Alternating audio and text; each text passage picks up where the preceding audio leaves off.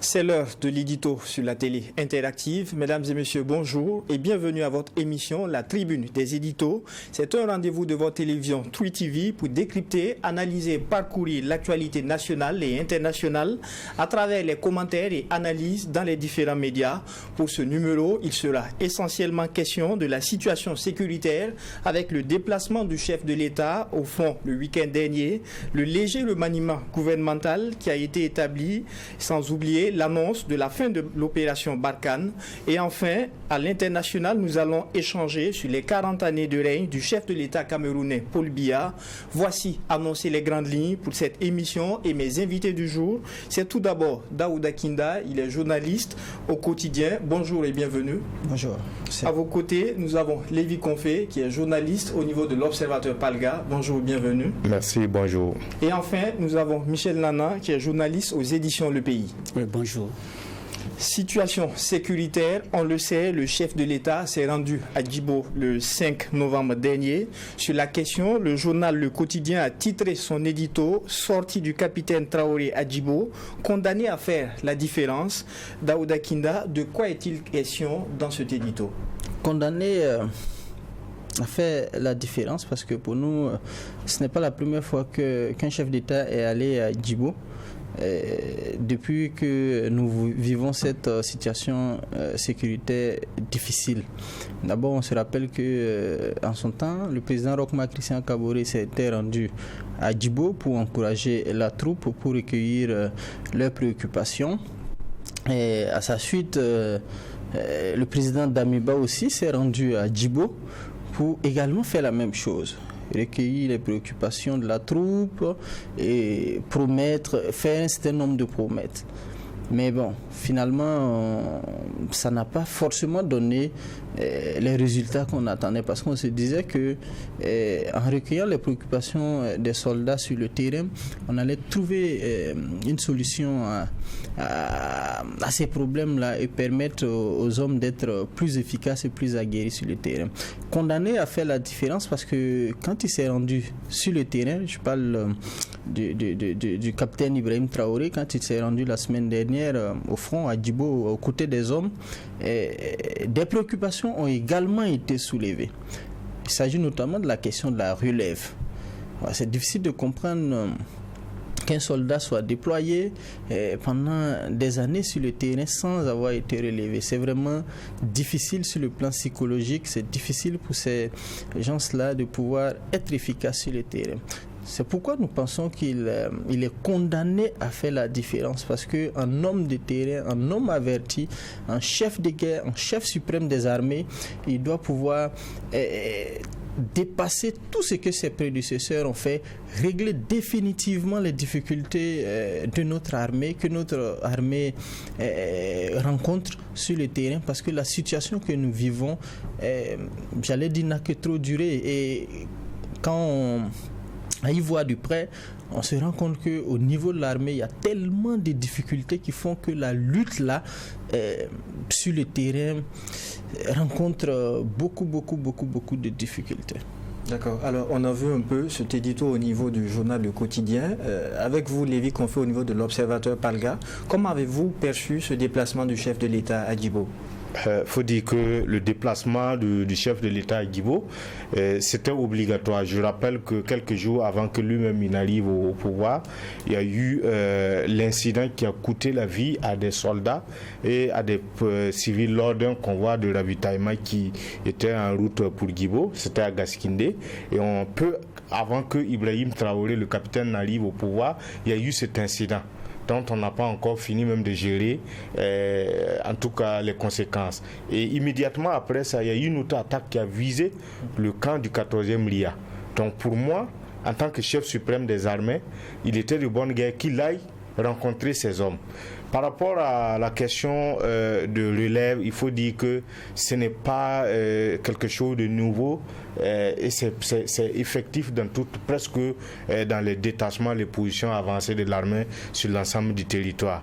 Il faut dire que la difficulté est que on n'a pas l'effectif qu'il faut pour relever les hommes à temps. Nous avons vu ce qui s'est passé à Inata.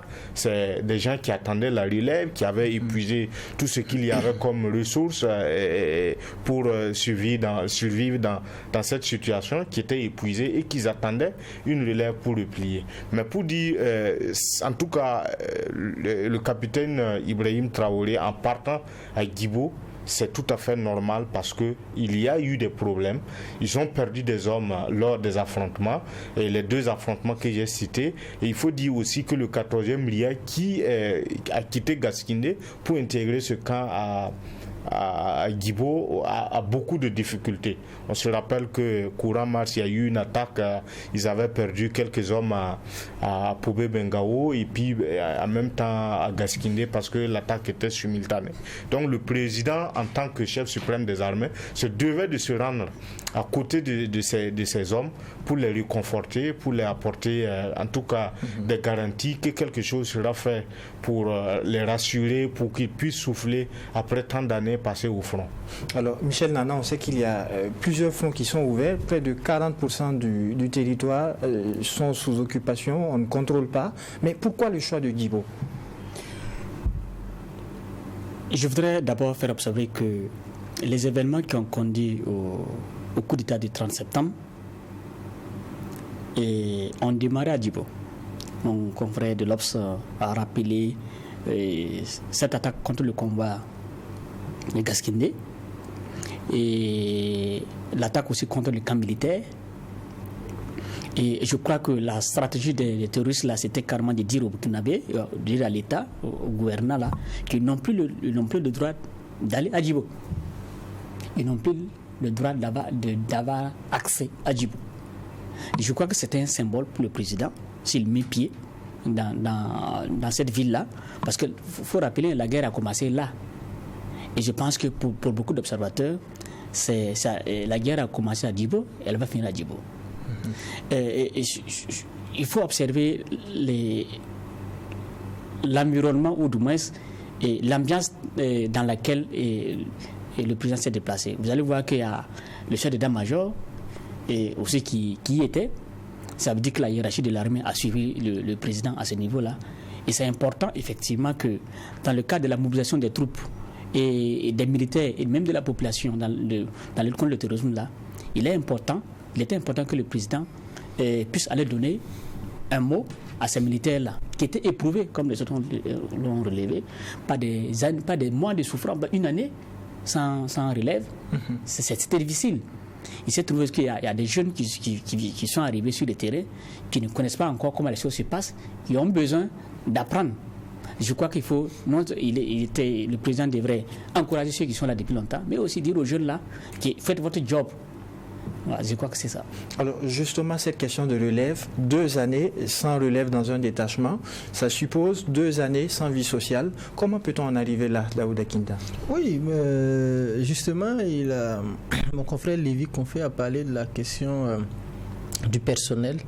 C'est vraiment difficile. C'est pourquoi même on fait appel aux volontaires de la défense de la patrie pour appuyer.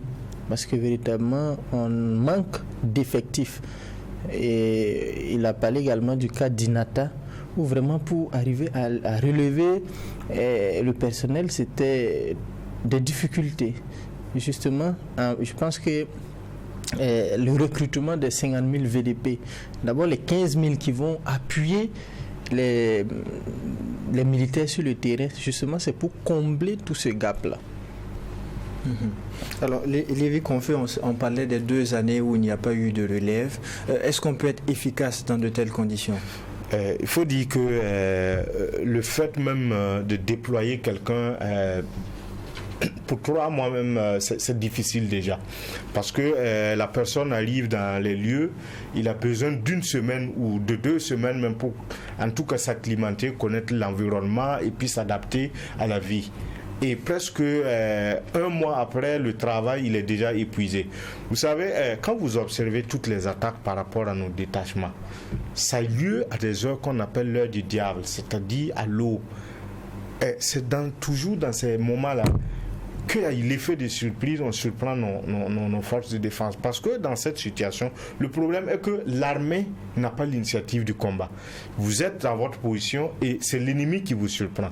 Donc vous êtes obligé de veiller. Mais est-ce que humainement, on peut laisser éveiller 2 semaines, 1 mois, 3 mois, sans relève conséquente et pouvoir être efficace? Donc le problème se pose à tous les nouveaux. Souvent, nous qui sommes un peu dans les grandes villes comme Ouagadougou et Bobo Dioulasso, on a la critique facile. Mais par rapport au terrain, ce qui se passe, je me rappelle qu'une fois j'ai eu l'occasion d'aller à Madioali où j'ai rencontré des gens au détachement qui avaient fait 6 mois, qui avaient des petits enfants et ils ne pouvaient même pas avoir les nouvelles de leur famille parce qu'il n'y avait pas de réseau.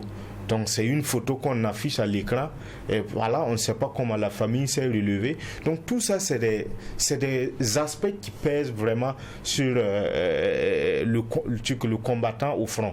Parce que si tu ne sais pas si ta famille s'est bien réveillée, si tout va bien à la maison, tu as eu des nouvelles de ta famille par rapport à ton enfant qui vient de naître ou voilà, il y a de cela 6 mois, tu ne peux plus être efficace. Donc nous avons besoin de faire une réorganisation et je pense qu'avec le recrutement des 50 000 volontaires de défense pour la patrie, ça va quand même alléger parce que l'armée va pacifier et les vérifiés vont poursuivre la relève en gardant ces lieux pour que les terroristes ne reviennent pas les occuper. Donc je pense que quand on te déploie sur le terrain une durée vraiment 2 ans, humainement ce n'est pas possible, c'est difficile à supporter. Alors de Roch-Marc Christian Kaboré à Paul-Henri Sandaogo Damiba, on peut dire que les prédécesseurs du capitaine Ibrahim Traoré ont tous fait les mêmes déplacements. Qu'est-ce qui, au-delà du discours, doit plus impacter dans ce contexte de transition? Qu'est-ce qui doit impacter? Je crois que c'est la réponse et c'est la difficulté à trouver cette réponse-là qui a cette instabilité depuis janvier. C'est la difficulté qu'on a, que ce soit au niveau de l'armée, que ce soit au niveau politique et que ce soit au niveau économique, à tous les niveaux là. C'est la difficulté à trouver la solution là, à la crise là, qui nous amène à être dans une autre dimension de nous affronter autour du pouvoir. Je crois que c'est ça. Et qu'est-ce qu'il faut faire, c'est d'abord faire confiance à l'armée. Et faire confiance à l'armée. Et d'abord qu'elle se remobilise. Parce qu'on chante toujours qu'au sein de l'armée, il y a des divisions.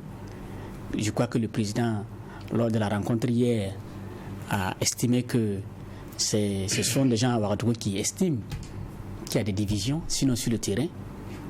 Les soldats se combattent et se battent ensemble. Quel que soit leur régiment, quelle que soit leur catégorie, ils se battent ensemble.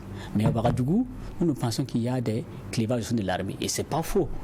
Je ne veux pas condamner le président, mais dans tous les cas, nous savons tous que notre armée est traversée par des courants, par des difficultés. Et pour avoir vaincu la guerre, il faut que cette armée soit unie. D'accord. C'est bien d'aller au front pour motiver les soldats, mais c'est encore mieux de répondre favorablement à leurs préoccupations quotidiennes. C'est tiré de votre édito Daouda Kinda. Expliquez-nous. Effectivement, tantôt, le confrère Michel Nana parlait en tout cas de toute cette difficulté à remobiliser la troupe.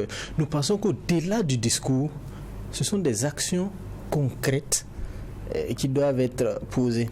Vous savez, jusqu'à aujourd'hui, de Roch-Marc Christian Kaboré au président Ibrahim Traoré, il y a eu des acquisitions en termes de matériel. Mais n'oublions pas que nous sommes dans un contexte difficile où tous les jours, les combats se passent sur le terrain. Donc, quasi quotidiennement également, on doit pouvoir faire des acquisitions en termes de matériel.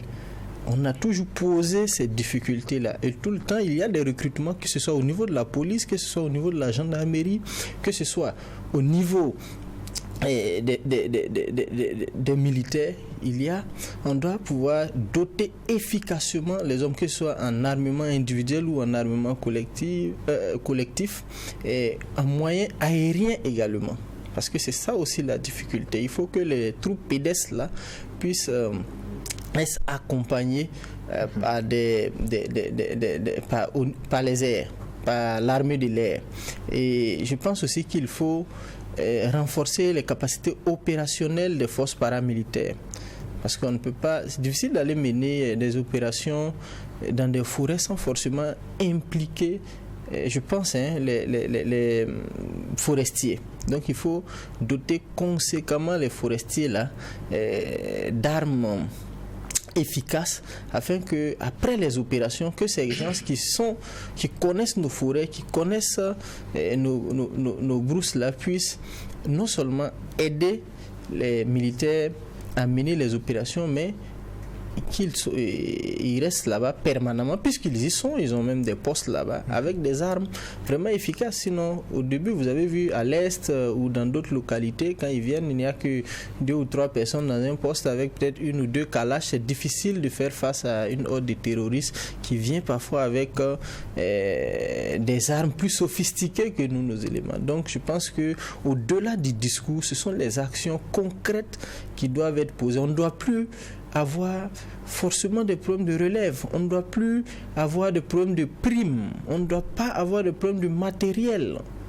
On doit pouvoir, même sur le plan psychologique, motiver les éléments qui sont sur le terrain, parce qu'un jeune qui vient de sortir, qui est sur le terrain, c'est vrai que c'est son boulot, il a été formé pour ça, mais il a besoin de plusieurs mois ou de plusieurs années pour s'acclimater. Et ça, c'est le rôle aussi des anciens sur le terrain, qui doivent pouvoir aider leurs jeunes frères sur le terrain, à leur faire comprendre que nous sommes dans une situation difficile et que toute la population là compte sur eux. Donc je pense que au-delà du discours, on doit mettre en place toute une batterie d'actions pour permettre à nos soldats et nos VDP sur le terrain d'être plus efficaces. D'accord. On a également assisté mercredi dernier à un réajustement ministériel qui a connu le départ de 2 ministres. Mais la veille, il y a eu cette démission de Roch Donatien Nagalo. Et sur la question, l'édito de l'Observateur Palga était intitulé « Démission Donatien Nagalo ». Et pourtant, la rue dicte sa loi. Dites-nous en plus, Lévi Confé. Si vous vous souvenez, lorsque il y a eu cette sorte de bronca contre les 2 ministres, et après quelques jours, on a eu un entretien avec, pas nous, la RTB a eu un entretien avec le Premier ministre, et qui déclarait sur son plateau que il y a eu des investigations et il n'avait rien à reprocher à ces 2 ministres et qu'on allait procéder à leur installation. Donc partant de ce fait, on a vu qu'après, la rue quand même a eu raison, parce que ces 2 ministres, l'un a été contraint, pas contraint, l'un a donné sa démission, il a jeté l'éponge lors d'une conférence de presse qu'il a animée et puis remercier ses détracteurs et puis aussi ses partisans. Donc on a cru que c'était fini avec la rue, parce que le Premier ministre était formel, voilà, et on ne reprochait rien grand chose à ces 2 personnalités qui étaient appelées dans le gouvernement, mais l'autre, alors qu'on s'attendait que lui aussi il emboîte le pas, on a vu un remaniement ministériel qui finalement il ne figurait plus sur la liste des membres du gouvernement, il a été remplacé par quelqu'un d'autre.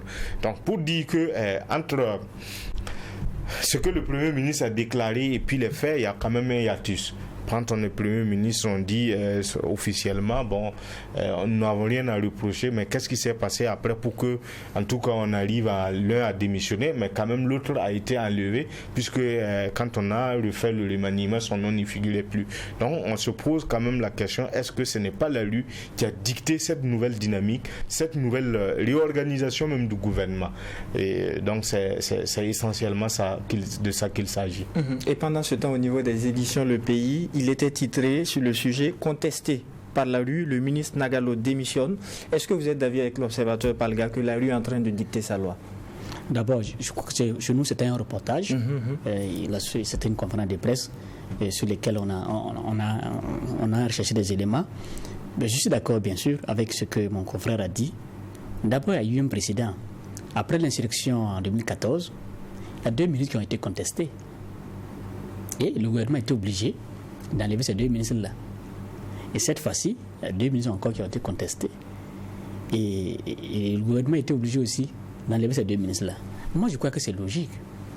Puisque en 2014 ou en septembre 2014 ou en septembre 2022, mais la rue a été partie prenante dans la prise de pouvoir. La rue a pratiquement imposé le président. La rue a imposé des choix. Et c'est tout à fait normal que dans ces conditions-là, quand on choisit des hommes pour diriger, si la rue n'est pas d'accord, c'est tout à fait normal qu'ils vous disent qu'elle n'est pas d'accord.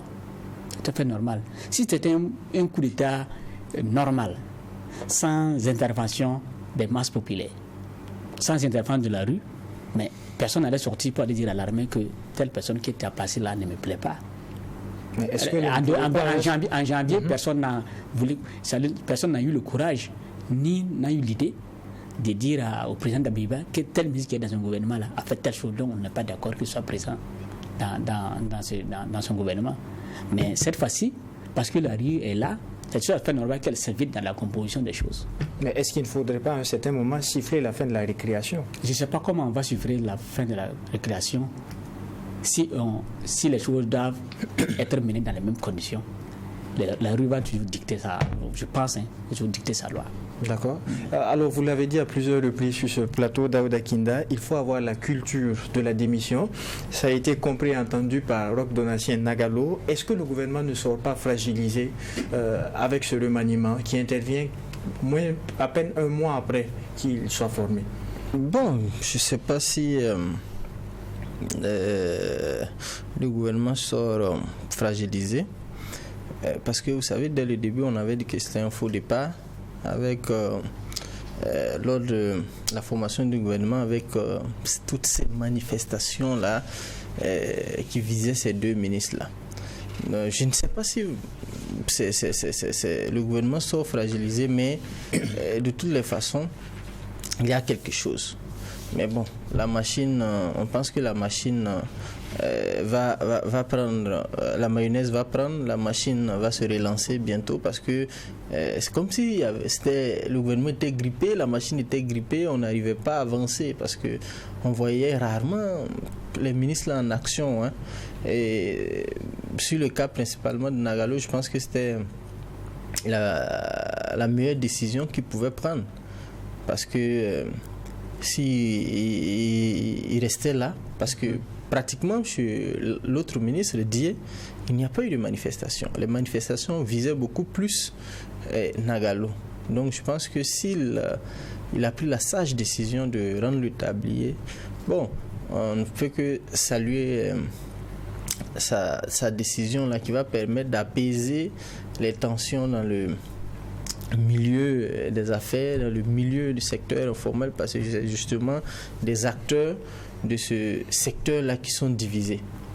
Voilà, on ne veut pas de lui parce que. Voilà, donc je pense que ça va permettre à la machine gouvernementale là, de se relancer et de voir, en tout cas, de les voir à l'œuvre au grand bonheur des populations, tout simplement.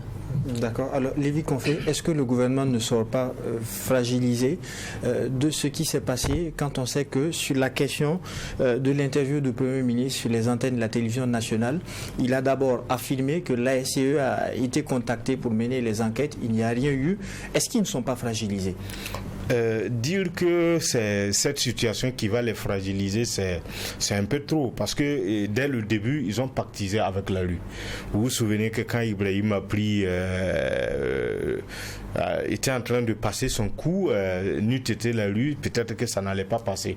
Et quand ils ont pu quand même démettre le truc d'Amiba, le lieutenant-colonel d'Amiba, la rue a continué pour l'imposer, parce que lui-même il avait dit, je suis prêt à donner le pouvoir à un civil ou à un militaire.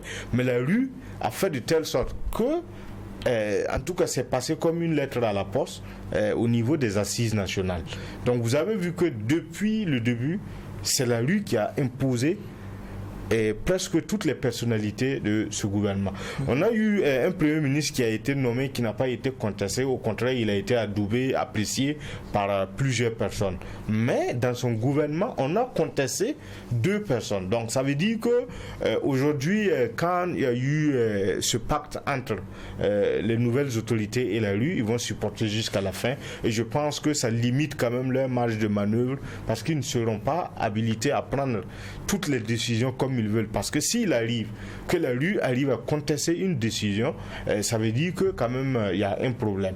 Donc pour moi, je ne dirais pas que c'est suffisant pour dire que ça fragilise le gouvernement, mais ils sont obligés d'écouter la rue qui les a imposés quand même. D'accord. Alors Michel Nana, on l'a dit, Donatien Nagalo n'est pas seul. Il y a également le ministre en charge de l'urbanisme. À peine nommé, il n'a pas été installé. Est-ce qu'il ne s'agit pas là, comme d'aucuns le disent, d'un précédent grave dans le contexte d'un régime de transition? Précédent grave, non, je ne vois pas les choses de cette façon. Je veux seulement que au niveau de la population, on comprenne que quand vous avez un exécutif, il faut le laisser travailler. Voilà, parce que quelle que soit la personne qu'on va prendre là, il y aura toujours quelqu'un pour dire je ne suis pas d'accord. Et si on doit rentrer dans cet engrenage-là, on va rendre le pays ingouvernable. Voilà. Je pense qu'il faut, c'est au gouvernant à un moment donné effectivement d'être ferme dans leur choix, si tant est que eux-mêmes là, ils sont convaincus que les choix qu'ils ont opérés là, ce sont des choix qui leur permettent d'atteindre leurs objectifs. Alors, au même moment où il est question de remaniement à Ouagadougou, le journal Le Quotidien nous rappelle à l'urgence à travers son édito intitulé « Récurrence d'attaques terroristes quand des terroristes défient le nouveau pouvoir du capitaine Traoré ».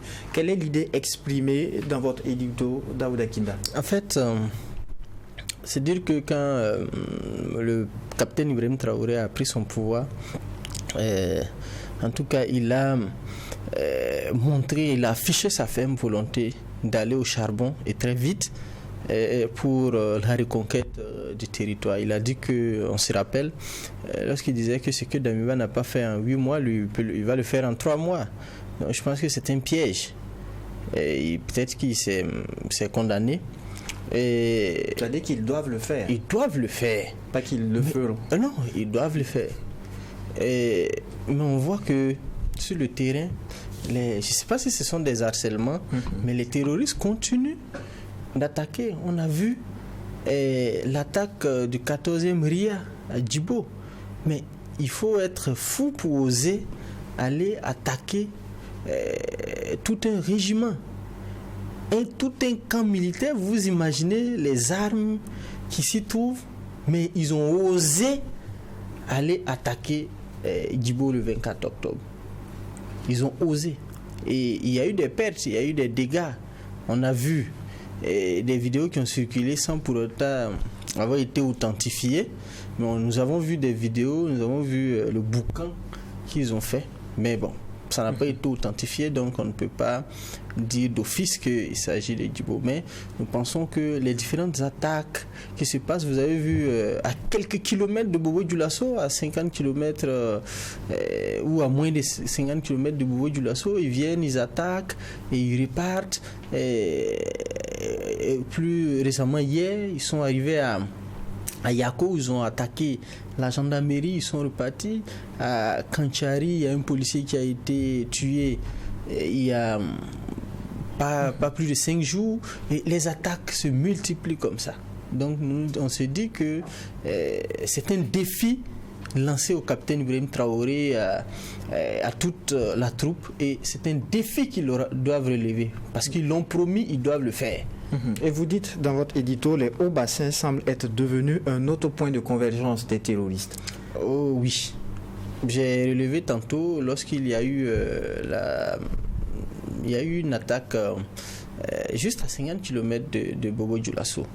Et vous voyez dans la région des hauts bassins, vous voyez d'abord sur l'axe Bobo-Dédougou que les terroristes tentent de couper. Vous voyez l'axe Bobo-Oundé également qu'on essaie par plusieurs moyens en tout cas de couper. vous voyez, à Founzan, dans plusieurs localités en tout cas, les terroristes, ils sont dans les brousses, ils sortent, ils harcèlent les populations, ils harcèlent nos forestiers, ils harcèlent nos policiers, ils harcèlent nos gendarmes, et ils sont en train de migrer. Vous voyez, il y a eu un temps, ils étaient vraiment beaucoup vers Mangodara, mais on a l'impression, ça fait un bout de temps quand même qu'on n'a pas appris qu'il y a eu des actions terroristes là-bas. Donc on voit que c'est beaucoup plus les hauts bassins qui sont visés ces derniers temps. D'accord. Alors Lévi Confé, on le disait également en début d'émission, c'est terminé pour l'opération Barkhane, et l'annonce a été faite par le président français Emmanuel Macron. Votre édito au niveau de l'Observateur Palga est intitulé « Lutte contre le terrorisme, les funérailles de Barkhane célébrées à Toulon ». De quoi s'agit-il? Disons que c'est cette annonce qui met fin à l'OPEX, l'opération extérieure des forces armées françaises, qui a été annoncée par le président lui-même à Toulon depuis, comment on appelle le navire de guerre encore, sur lequel il a eu à prononcer en tout cas, disons que nous tirons quand même... c'est une manière de dire qu'on vient d'enterrer l'opération Barkhane. Voilà, c'est le requiem de Barkhane, qui est un mot utilisé, puisé dans la liturgie catholique, pour dire qu'on a célébré, on annonce officiellement la fin de l'opération Barkhane. Mais pour dire la vérité, cela ne veut pas dire que les Français quittent le territoire burkinabé. Quand on sait qu'il y a des hommes de Barkhane qui vont rester au Burkina, au Niger, et au Tchad, et avec pour base principale Niamey, où ils vont procéder à une réorganisation pour intervenir. On se souvient que déjà en 2013, quand les terroristes étaient en colonne et se dirigeaient vers Bamako, c'était le président qui avait demandé même l'intervention de l'armée française, qui, on se rappelle de ces images où des colonnes de djihadistes avec leur matériel avaient été en tout cas foudroyées par l'aviation militaire française. Mais après l'arrivée au pouvoir du colonel Assimi Goïta, les choses ne se sont pas bien passées, et ils se sont tournés vers un autre pays qui est la Russie, notamment avec l'arrivée de Wagner sur le territoire. Donc la France a estimé qu'elle n'était plus en mesure de poursuivre la collaboration avec une sécurité privée, cohabiter avec une sécurité privée pour la sécurisation au Mali. Et en 10 ans de présence, le bilan est tout quand même mitigé, parce qu'on n'a pas vu l'opération Barkhane empêcher même que le terrorisme qui n'existait pas encore au Burkina ou dans les pays comme le Bénin, en tout cas ça s'est propagé un peu partout. Donc le bilan quand même est mitigé, et il y a eu cette réarticulation de l'opération Barkhane. Quand je le rappelle, il y a au moins 5000 hommes qui vont rester au Sahel, donc fin de l'opération Barkhane, mais ça ne veut pas dire départ des troupes françaises du Sahel. Alors Michel Nana, on sait que c'est une annonce qui intervient moins de 3 mois après le départ des troupes françaises du Mali. Quelle est votre appréciation sur l'annonce de la fin de Barkhane? Je pense que les Français sont en train de tirer leçon de tout ce qui se passe depuis plusieurs mois dans le Sahel.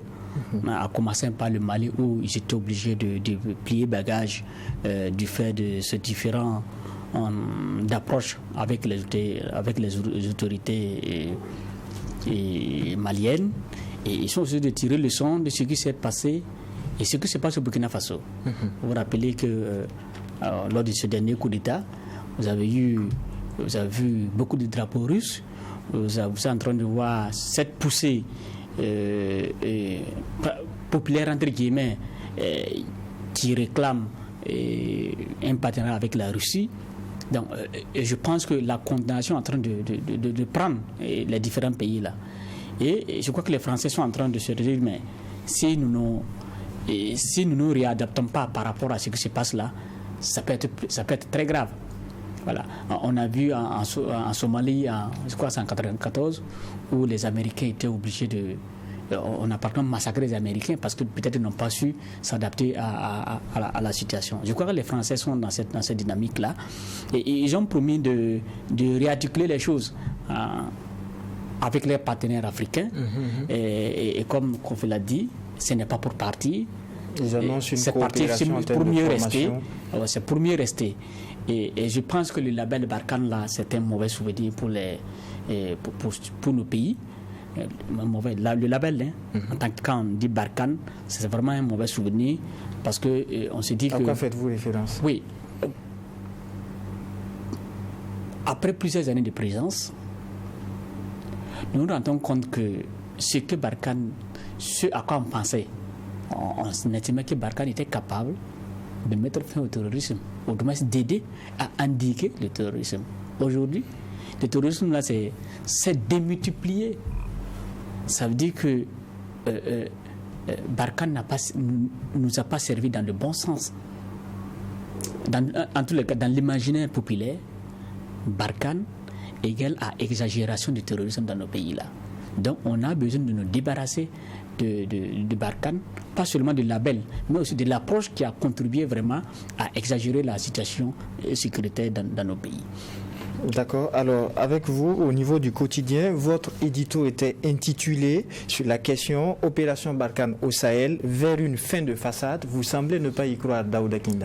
Oui, mes confrères l'ont relevé. C'est juste une officialisation. Sinon, on savait tous que depuis, ils ont été pratiquement poussés à la sortie au Mali. Et pour se replier au Niger, mais les actions avaient déjà changé. On se disait depuis le retrait du Mali, on savait tous que Barkhane c'était fini.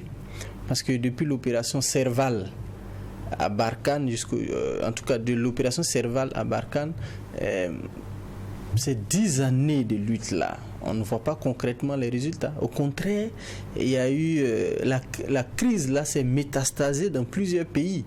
C'est devenu même une gangrène. Donc on savait que Barkhane c'était déjà mort en quittant le Mali. Maintenant, ils envisagent maintenant d'adopter une nouvelle stratégie. Mais comment faire? Parce que déjà Barkhane, en tout cas pour beaucoup de personnes, Barkhane, il a relevé, c'est un mauvais souvenir. Beaucoup de personnes ne veulent plus entendre ce concept Barkhane là. Parce que Barkhane n'a véritablement pas été efficace, il faut le dire, sur le terrain. On ne voit pas si Barkhane avait été efficace, et quand même on allait avoir des résultats concluants. Mais vous voyez-vous, au Mali, ça fait combien d'années de lutte? Mais est-ce que ça a empêché le phénomène terroriste là de se répandre? Non, au contraire. Il y a beaucoup de localités au centre, au sud du pays qui ont été vraiment impactées. Ça n'a même pas empêché ces terroristes-là de traverser la frontière malienne, nigérienne pour venir au Burkina Faso. Donc, mais je pense que c'est juste pour se réadapter, sinon ces hommes-là sont toujours là. Ils ne sont plus de l'opération Barkhane, mais il reste toujours des militaires français. La présence française, militaire française sur notre sol est toujours là. Ils ne vont pas partir. Parce que déjà, on se rappelle, même au Burkina Faso, ce convoi logistique qui a été bloqué à Kaya, qui a été bloqué également au Niger. Au Niger, il y a eu des morts. Donc, le sentiment, je ne vais pas dire sentiment anti-français, mais le sentiment anti-politique française là, c'est déjà installé. La présence militaire française même, déjà ça irrite beaucoup de personnes parce qu'on se dit qu'avec tout ce qu'on voit, tout ce qu'on nous chante, le matériel français, les drones, les hélicoptères, les nombreux chars, mais qui finalement ne nous apportent presque rien. Donc même la nouvelle stratégie qu'on va mettre en place, il faut que nos dirigeants soient capables de le dire. Si cette stratégie-là ne va pas nous apporter quelque chose d'efficace, ce n'est pas la peine. C'est pas la peine. Alors, Barkhane, c'est tout de même un effectif, un matériel impressionnant, vous l'avez relevé tous les deux. La vérité, c'est qu'en 2013, s'il n'y avait pas eu Barkhane, il n'y aurait peut-être pas de capitale Bamako pour les Maliens. Bon. Oui, Lévi Café. Il faut le dire que s'il n'y avait pas eu opération Serval, Bamako serait pris. Mais pour moi, c'est tout à fait normal que la France répare ce qu'elle a causé comme dégâts. Parce qu'on ne doit pas quand même perdre de vue que c'est la situation en Libye qui, la France avec d'autres puissances ont organisé, ils ont tapé la Libye et ils n'ont pas assuré que les armes qu'on a retrouvées en Libye allaient se dissiper dans la nature et nous créer des problèmes après. Donc pour moi, c'était tout à fait normal que la France porte secours à ce pays qui n'est autre qu'une victime collatérale de ses activités en Libye. Donc pour moi, c'était normal. Et aujourd'hui, peut-être qu'on a surestimé les capacités de Barkhane. Peut-être que ce n'est pas, on n'a pas surestimé. Mais il est toujours est-il que l'on soupçonne la France, après avoir sauvé Bamako, de jouer double jeu avec les terroristes. Ça, c'est pas moi qui le dis, les gens le pensent ainsi. Et c'est courant dans même les autorités maliennes. Bien sûr. Donc vous voyez, après, je pense que il faut savoir raison garder et puis quand même reconnaître. On a vu en son temps que François Hollande, quand il est arrivé au Mali, il a été accueilli en euros. Quand il est arrivé, il y a eu des manifestations qui l'ont accueilli comme un euro. Mais après 10 ans après, l'opération Serval a fait place à l'opération Barkhane. Les Maliens se sont retrouvés dans une situation où, au lieu qu'ils regagnent un peu de terrain qu'ils ont perdu, ils sont en train de perdre encore plus de localités. Et le centre même du Mali était tombé en son temps. Donc, c'est de bonne guerre qu'ils revoient leur copie et qu'ils aillent voir ailleurs pour savoir qui peut les aider à reconquérir cette partie qui est perdue pendant que la France était là. Donc, pour moi, c'est tout à fait normal. D'accord. Alors, oui. Je vais juste dire que ce que nous disons là, c'est pas pour balayer du revers de la main toute l'action de Barkhane dans nos pays. Il faut reconnaître que les Français, ils ont fait du travail aussi, du bon travail dans le pays là, qu'ils sont sur le plan logistique, sur le plan matériel, sur le plan militaire. Ils ont contribué quelque part à la lutte contre le terrorisme dans nos pays là. Donc, il ne faut pas interpréter ce que nous disons comme nous sommes en train de peindre tout noir ce que Barkhane a fait.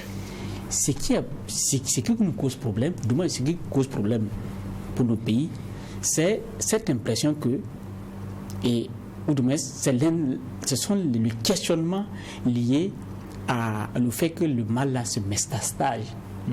Voilà.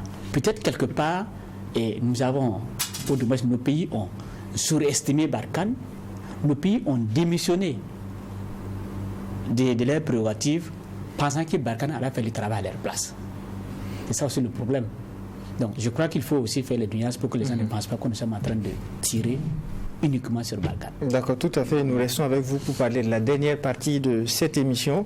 40 ans de règne de Paul Biya, faut-il en rire ou en pleurer? C'est la question que se posent les éditions Le Pays dans l'édito du 7 novembre. Dites-nous donc, Michel Nana, faut-il en rire ou en pleurer? C'est vrai, pendant 4 décennies du moins, Paul Biya il règne toujours sur le Cameroun. Il est arrivé au pouvoir le 6 novembre 1986. Je crois que nous qui sommes autour de cette table-là, je ne sais pas sur quel âge on avait, si on était né ou bien si on n'était pas né. Vous imaginez, ça veut dire que nous avons un grand-père au pouvoir. Un grand-père au pouvoir. Et s'il est resté pendant si longtemps, il y a des explications. Et la première des explications, il a su déjouer tous les pièges qui lui étaient tendus. Il a échappé à des coups d'État, d'accord, et il a échappé à une adversité politique. Quand vous vous rappelez de John Fundi, qui vraiment c'était un adversaire de taille, malgré l'adversité, il a résisté. Il a été plus malin parce qu'il a une de ses approches c'était le diviser pour régner. Ça veut dire qu'il permet à tous ceux qui il crée les conditions pour que tous ceux qui sont autour de lui là puissent se battre, puissent ne pas s'entendre. Et là, ça lui permet de s'occuper de son pouvoir. Et tous ceux qui avaient des ambitions présidentielles jusqu'à vouloir titiller le chef, il leur créait toujours des problèmes.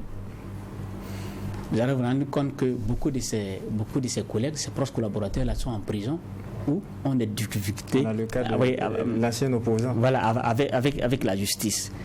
Et l'une des raisons aussi de sa longévité, c'est qu'il y a quand même un acquis. Il a des acquis. Et l'un de ces acquis, c'est bien sûr sur le plan économique. Aujourd'hui, vous me rappelez ça au début de l'émission, le Cameroun est 19e en Afrique sur le plan de développement humain durable. Aujourd'hui, les Camerounais sont tranquilles, ils n'ont pas besoin de... Ils n'ont pas faim. Ben, nous aussi, on n'a pas faim, mais c'est pas facile. Mais les Camerounais, quand même, sont sur le plan économique, sur le plan de développement, ils valent mieux que beaucoup de gens. Donc, voici des situations qu'il a profité et qui lui a profité du moins pour rester pendant longtemps au pouvoir. Maintenant, faut-il en rire ou pleurer? C'est quand même, nous trouvons que c'est quand même c'est pas indécent, mais ça fait rire que dans un contexte où les longues relations devenaient des problèmes en Afrique et pas dans le monde, dans un contexte où les gens sont pour la limitation des mandats là, que dans un pays on se permette de célébrer 40 ans de règne comme un roi. 40 ans de règne, ils ont fait la fête dans les villes du Cameroun. Donc, finalement, on se retrouve, est-ce que c'est la bonne manière de le faire? Voilà. La fête, ça pouvait se passer de façon anodine, mais quand même organiser des fêtes pour célébrer 40 ans d'un homme au pouvoir. Bon, c'est en Afrique qu'on peut voir des choses comme ça. D'accord. Et lorsque vous dites dans l'édito, Paul Biya ne peut plus rien donner au Cameroun, qui ne l'a fait en 40 ans, on se pose tout de même des questions. Vous l'avez relevé tantôt, le Cameroun est classé 19e sur les 54 pays africains en termes d'indice de développement. Il y a également ce semblant de stabilité. Pourquoi est-ce que vous estimez qu'il ne peut pas donner plus? À son âge, je ne suis pas sûr que Biya ait encore la lucidité intellectuelle et morale, physique pour donner au Cameroun ce qu'il n'a pas pu donner depuis 40 ans. Ce n'est plus possible. Tout ce qui lui reste actuellement, c'est de passer la main. Et c'est ça le problème. Et je crois comme lui, dans son intention là, c'est encore se représenter aux prochaines élections. Voilà ce à quoi il pense. S'il, jusqu'à présent, il n'a pas été capable d'amener le Camerounais à un certain niveau sur le plan de développement, en tout point de vue, à 80-90 ans, on ne va pas ce qu'il peut donner encore à ces Camerounais-là. Voici la problématique du moins. D'accord. Alors, au niveau de l'Observateur Palga, on s'interroge sur cette question des 40 ans de Paul Biya à travers un édito intitulé « Mode de gouvernance en Afrique, démocratie, quelle sale démocratie ?» Il faut dire que cet article, c'est un peu dans un temps badin pour dire qu'on déplore vraiment comment dirais-je, on commence d'abord par dire 40 ans de règne, c'est trop. Il n'y a que dans les africaneries politiques qu'on peut voir ces genres de choses. Mais dans un autre temps barré, on relève le fait que parfois ces longs règles-là sont mieux que ces alternances qui nous créent beaucoup de problèmes. Si vous regardez un peu ce qui se passe un peu dans d'autres pays, on fait 4 ans, 5 ans, 10 ans et puis on laisse, et les élections qui suivent, ça débouche sur une crise et le pays ne fait que reculer. Donc, en lieu et place d'un long règne, en lieu et place d'une crise, on aurait préféré un long règne pour éviter tous ces problèmes-là. Et je rappelle que c'est dans un ton badin qu'on le dit. Et dans un autre édito aussi, on s'insurgeait parce qu'on a dû traiter Paul Biya de roi fainéant. Voilà, parce que lui qui d'abord a été le premier ministre d'Amadou Ahidjo, 7 ans, 4 mois, si on comptabilise, c'est presque 50 ans qu'il est à la tête aux affaires du Cameroun. Et c'est trop. Et quand on sait que lui, quand même, il est apte à de longs séjours en Europe, il n'est jamais présent. Je ne sais pas, est-ce que quand il va achever son 7e mandat en 2025, est-ce qu'il ne va pas rebeloter pour un 8e mandat? Il a déjà donné le temps. Voilà, donc c'est pour dire que on n'est pas sorti de l'auberge et ça va arriver. C'est toujours un autre problème qui va surgir après. Et peut-être ce qu'il a pu construire en 40 ans, ça sera détruit par une crise. Donc, vaut mieux éviter ça et avoir des transitions bien réussies et des alternances pacifiques pour que le pays continue de fonctionner et de marcher comme il se doit. D'accord. En termes de longévité au pouvoir, on a tout de même l'impression que c'est en Afrique que ça cause problème, Daouda Kinda. Oui, bien sûr. Mais moi, principalement sur le sujet camerounais, moi j'ai peur pour l'après Biya. J'ai vraiment peur parce que le plus souvent, après les longs règnes, il y a des crises qui naissent quand on ne prépare pas assez la relève. C'est vrai qu'on a vu qu'il prépare son fils, mais je me demande ce que ça va donner. Quand on sait qu'on combat la gestion clanique des choses, la transmission du pouvoir actuellement dans plusieurs pays. Les longs règnes, le plus souvent, ça se termine par des crises. Et c'est vrai, 40 ans, ça a été fêté. 40 ans, c'est peut-être une fête pour Paul Biya, sa famille et son clan politique, mais pour beaucoup de Camerounais aussi, 40 ans, c'est beaucoup, ça a été beaucoup de souffrance également. Donc, je pense que pendant qu'il est encore en vie, il doit pouvoir organiser, comment on appelle ça, sa sortie de la chose, de la gestion de la chose publique, parce que après lui, ça risque d'être carrément une crise dont on ne maîtrise pas, on ne maîtrisera pas les conséquences de cette crise. D'accord. Alors, il y a tout de même ce silence des populations camerounaises et on est en droit de se poser des questions. Quel est le mode de gouvernance finalement qui serait adapté à l'Afrique? Je ne sais pas pourquoi vous posez la question par rapport à ce silence des Camerounais. Et nous devons éviter de vouloir dupliquer nos mentalités là, au Cameroun. Les Camerounais et les Burkinabés sont totalement différents. Nous, en 6 ans, depuis 2014, on a pratiquement connu 6 présidents. Au plan comptable, où est-ce qu'on en est?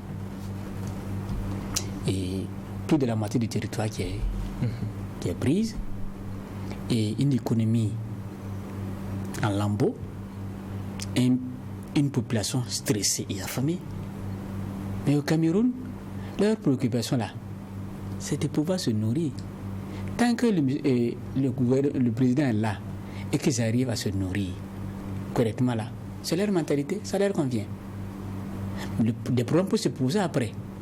Mais quand vous regardez, vous sondez un peu, vous sondez un peu les deux peuples, vous allez voir que nous sommes diamétralement opposés sur le plan comportemental, et en lien avec les questions politiques. Totalement déposés. Maintenant, je pense que au-delà des questions de longévité, je crois que c'est la gouvernance qui se pose. Dans un pays où quelqu'un règne un président règne pendant longtemps et qu'il y a la bonne gouvernance, il y a à manger, il y a des libertés démocratiques et politiques. Vous allez vous rendre compte qu'il n'y a pas beaucoup de choses à dire.